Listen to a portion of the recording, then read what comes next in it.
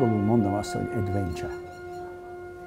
Ez teljesen az volt, elképzeltem azt, hogy milyen jó Franciaországba élni, vagy Amerikába élni, ahol van szabadság, ahol az ember úgy tud élni, meg tanulni, meg gondolkozni, ahogy akar, nem pedig, ahogy mi nem mondhatnám, hogy el voltunk nyomva, hanem azt mondhatnám, hogy we were, angolul mondom, indoctrinated about socialism, communism, csak is ez az élet jövője. Hát én aztán sokat gondolkoztam azon, hogy itt másféle élet is van, mint az.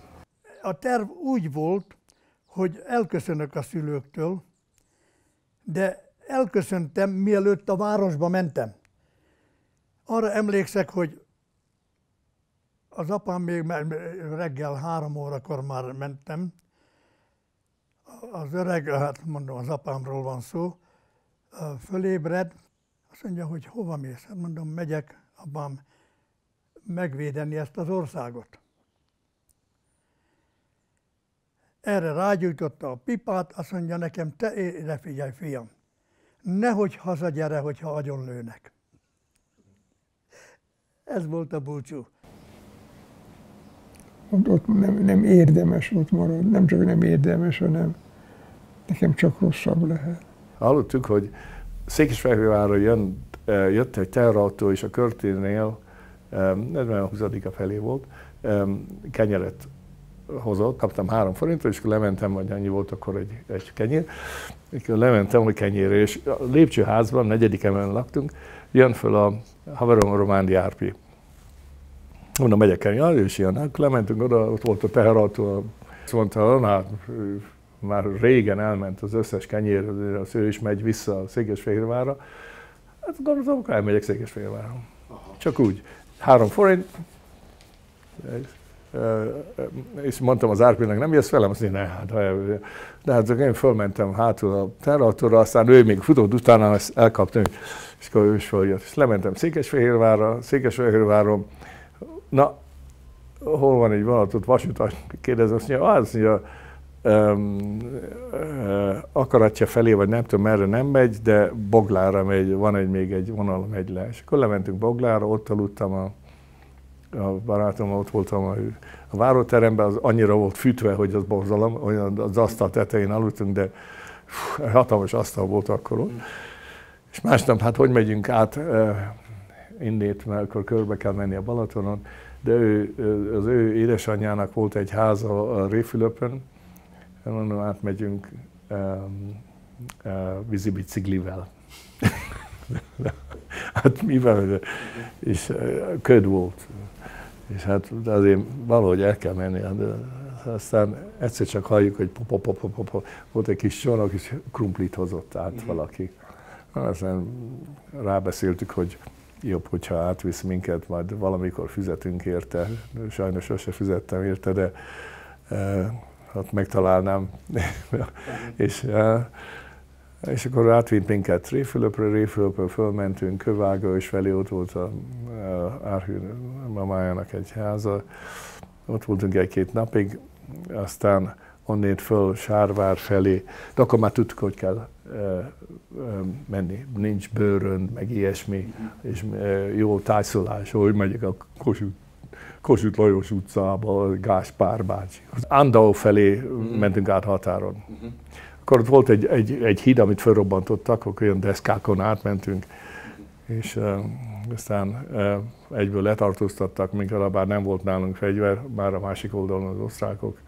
De azok nagyon féltek, mert sok srác ment, akkor kézigránát, meg nem tudom mivel. Angliában születtem, 59-ben. A szüleim mind a ketten 56-os menekültek voltak. Ők külön jöttek, és akkor Angliába találkoztak. Apám úgy ment át a határon, hogy bement egy faluba, és ott volt egy idősebb férfi, és oda ment hozzá, és megkérte egyszerűen, segítse át a határon. És hát az ott nem volt biztos. És akkor mondta, mondjuk valamit a falu végétől, mondjuk a 3. ház előtt találkozunk. És az nagyot nézek, azt mondja, magában ördög van, hát az az én házam. És ezért elhatározta és átvitte, de még akkor is nehéz volt, mert a határon vannak ilyen mindenféle fordulások, stb. És ő azt tapasztalta, hogy ahogy használta, amit tanult a cselkészekbe, a hadseregbe, nagyon vigyázva ment fáról fára, vagy fától fáig, és látott egy valamilyen töltést, vagy még, és ott oroszok voltak. És akkor mondta, ez biztos a rossz irány. És akkor volt egy elég szomorú dolog, amikor a másik irányba ment, és messziről látott egy épületet egy zászlóval. De a szög, ahol volt, amiben volt, az eltakarta az alsó szint. És addig vártam, míg a szél úgy fújta, látta, hogy piros. És én azóta mindig azt gondoltam, hogy hát ez milyen nehéz, milyen szomorú, hogy valaki egy idegen zászlót nézzen, hogy az legyen a remény. Én csak hagytam egy levelet, és kijöttem, haverokkal megszerveztük, hogy jövünk ki, és nagynénikém lakott Szombathelyen, Csémbe, és a határ, ott volt a határ, a kert végébe húzták a határt, és a másik felén a határnak meg a nagybácsikám lakott. És akkor én mondtam az én barátjaimnak, hogyha Csémhez el tudunk jutni, akkor a nagynénikém át tud vinni. Mert ő valójában azelőtt is, amikor még a határ volt, ő csempészett Ausztriába, szóval ő tudta az utat, én is ezt tudtam. November közepén inkább elindultunk Budapestről. Akkor még csak a barátnőm volt velem, aki aztán később a feleségem lett, és az a barátom, elindultunk hárman. Na, amikor édesanyám tudomást szerzett arról, hogy én elindultam, ő egy rendkívüli karakter volt, rendkívül keményen tartotta össze a családot, és ő eljött hozzám Bödeházára, és azt mondta, nézd, édes fiam, vagy együtt megy az egész család, vagy egy sem megy el. Így indultunk el, ugye ott a Rába hídon kellett átmenni, és különböző helyeken jöttünk előre-hátra, még végül egyre közelebb kerültünk az osztrák határhoz. Na most ez az idegen vezető, ez mondta késő este, már esteredet, hogy ő most előre megy, és megnézi, hogy biztos-e, amerre ő akar vezetni minket. Az volt, amikor utoljára láttuk őt. Nem tudtuk, hogy mit évők legyünk. Egy ilyen domb tetején, egy ilyen erdős részen voltunk, éjfél körül, mindenki jéggé fagyva, elhatároztuk, egy tüzet gyújtunk. Ugye kitettük a vizes holmikat, hogy kicsit megszáradjanak, és úgy hajnali 4 óra felé hallunk lépéseket. 2 magyar katona. És maguk itt mit csinálnak? Hát édesanyám megkérdezte tőlem, most nézzen rájuk, mit gondol, mit csinálunk. Mit gondol, hova készülünk? Bálba, vagy pedig egy partit akarunk rendezni itt, kilógó zoknikkal, tűz és minden jégé fagyva. És akkor ez a 2 katona úgy hátra vonult, egy kicsit beszélgettek egymással, és akkor az egyik fent maradt a domb tetején, a másik pedig egy ilyen völgyre rámutatott, és az alján folyott a Pinka patak. Az egy kb. 3 méter széles, de nagyon gyorsan folyó ilyen erdei patak. És mikor látta az a katona, hogy mi ott futkosunk le föl, hát és hogy tudunk átmenni ezen? Hát a víz jött, egy része be volt fagyva, és akkor így mutatott az ujjával, így bal oldalra egy ilyen kanyar felé.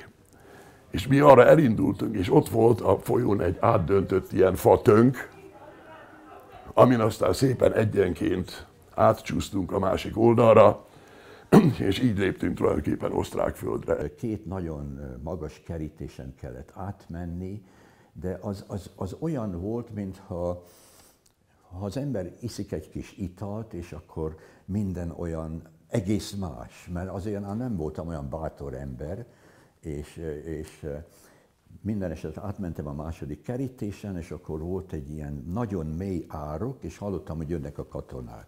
És akkor befeküdtem az árokba, és nem is tudom, hogy nem vették észre, mert azért kicsit sütött a hold, de nem volt teljesen sötét. Akkor ilyen dombon kellett keresztül menni, és az tele volt fákkal, és olyan furcsa hangok, és nem tudtam, hogy van valaki a fegyverrel, de azért már tudtam, hogy Ausztriában vagyok.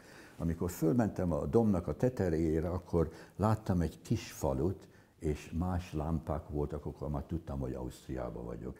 És minden nap kellett a kihallgatásra menni. Azok mindent akartak tudni, hogy mi volt a munkahelyenek a vezetőnek a neve, ez meg az. Akarták tudni, hogy hol vannak a rakéták, meg a fegyverek, hát én természetesen arról nem tudtam semmit, mert 18 éves voltam akkor. És ment a kihallgatás minden nap, és akkor mondták, hogy hát hazudok, hát másnap majd muszáj visszamenni a határa, és borzasztóan féltem. És később megismételték a kérdéseket, hogy az ember nem csinál hibát. Aztán 2 hét múlva azt mondták, hogy nagyon sajnálják, hogy ezen nekem keresztül kellett mennem.